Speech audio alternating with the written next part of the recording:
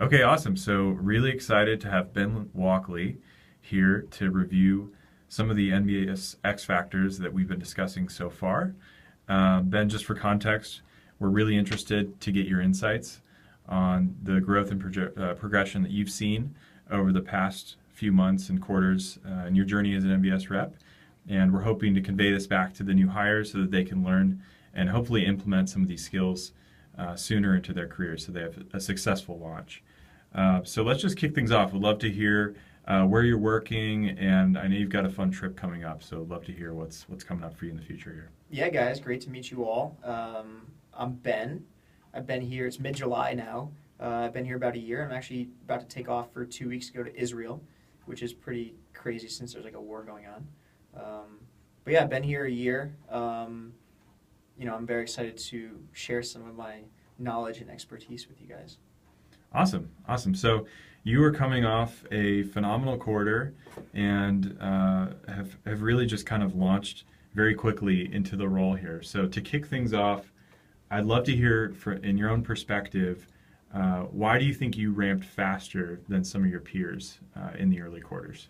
Sure. I think this obviously isn't the most standard sales role. It requires a lot of scrappiness, a lot of resilience, a lot of failure.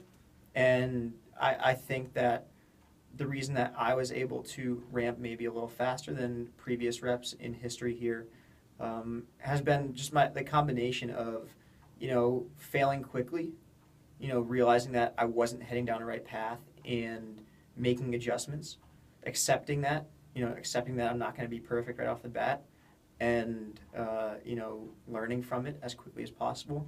But then I think most importantly, my ability to collaborate.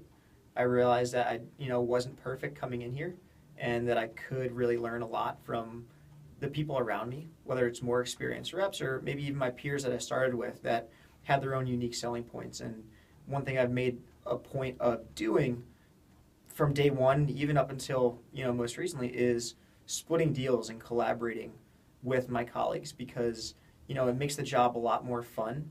You get to work on things with other people, and a lot of our accounts, there's a burden to them, and to have someone else to work on things with, or maybe if you're feeling stressed one day, they can take a heavier load. It feels good. So I would say, of everything I mentioned, just try to collaborate and try to learn and try to be receptive to other people's ideas and kind of, especially when you look to people that are doing it right and how they're doing it, try to emulate that. Perfect. Yeah, we've definitely heard that from some of the other reps we've been speaking with.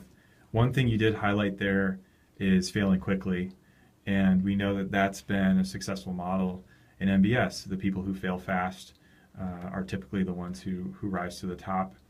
I'd love to hear where do you think you've failed the most and learned the most?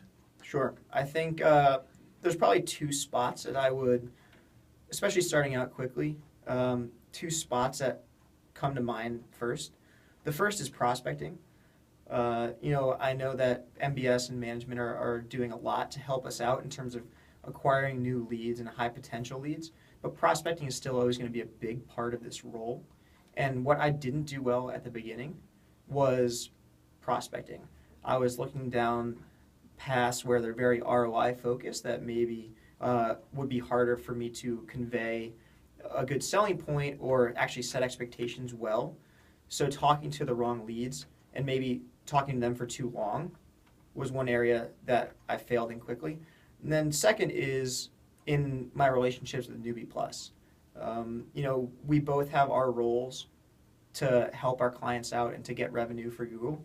And understanding that we're all kind of going towards the same thing is something that maybe I got frustrated with at times when things weren't going well, or response times were a little low. But having the understanding that we're a team here and we're doing everything with a common goal is very important. That's something I'll always struggle with, just because I'm a competitor and want things done now, not in later in the day. Mm-hmm. But understanding that we're part of a team, that having good relationships with your newbie rep are very important. So those two things, just prospecting, learning what's good and what's not. It's a gut feeling, but Mm-hmm. learning that and and realizing what other people are doing well from a prospecting standpoint, and failing in that quickly, and then maintaining and strengthening newbie plus relationships.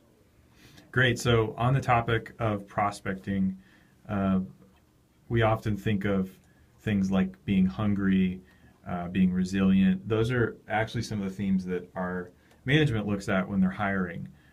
Resiliency, hunger, and efficiency.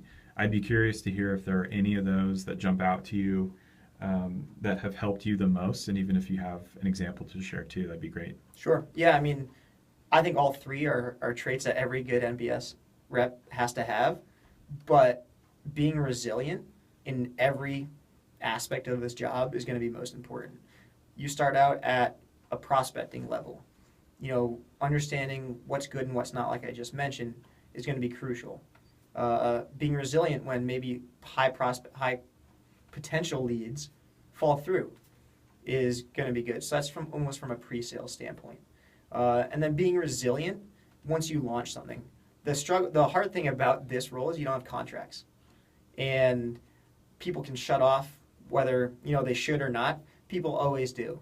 And being resilient when that happens, and being able to rebound and continue to kind of carry on, understanding you have an aggressive quota you need to hit, and even if you were factoring in twice as much revenue as maybe you got before they paused, it's part of the role. And I think that being resilient, being able to adapt and to accept that as part of the role, is something that's crucial to your long-term success and sanity while you're here. And then the last thing is, policy. I've been here a year now. Every single quarter, they're trying to tweak the system to make it more fair, make it more efficient for both us and for our clients. And there's been new policy introduced every quarter. So being resilient and adaptive to that, I think, is extremely, extremely valuable to understand. Don't complain if things aren't fair, if you think it should be this way or that way. Just understand everyone, again, is trying to head towards a common goal. From the lowest levels up through management, we all want to do what's best, both for your bank account and for our clients. And, being resilient when new things get put on your plate is really important, whether it's from prospecting to pausing accounts to policy. It's really important. That's great. So resiliency taking multiple forms in the role. Well, cool. That's all we had for today, but really appreciate your time, and thanks a lot, Ben. Yeah, thanks, guys. Best of luck.